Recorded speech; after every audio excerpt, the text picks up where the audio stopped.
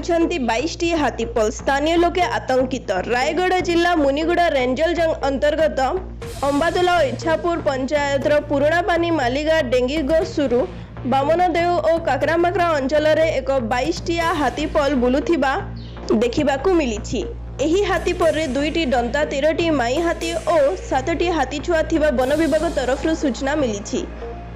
एही हाथीपल 9 दिन हेब कलाहांडी जिला जंगलरू आसी रायगढ़ जिला मुनिगुड़ा रेंजर जंगल को आसीछंती। एबे मुनिगुड़ा अंचल को मुहां होइथिबा जणा पड़िछि। खबररू जणा जाइछि जे बनुआ शिकारी हो किंबा जंगल को लोक माने पोडू चाष करिबा हो ताहारी भय रे हो जंगल रे गछ काटी जंगल को पड़ा करी निया लगई देउथिबा भय रे हो सेथि पई पहाड़िया अंचल विभिन्न समय रे चासी चाष करुथिबा बेले विभिन्न जगह को और विभिन्न पहाड़िया अंचल को हाथी पला माने निजर खाद्य अनुसरण विभिन्न अंचल को जीवा पई मुहां होई गतिविधि परिवर्तन करी जाउथिबा दृश्य विभिन्न समय रे लोक माननकु देखिबाकू मिलिथाय।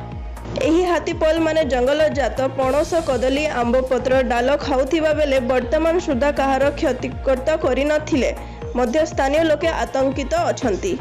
स्थानीय लोकंक पाखरे छनका पसी जाइछि। लोके माने विभिन्न समय रे घर चलणी पई काठ पत्र रोषई जालणी काठ जंगल रे उपादित विभिन्न साग आंब पणस काजू संग्रह पई अंचल रे लोके भयभीत हेउथिबा देखिबाकू मिलिछि।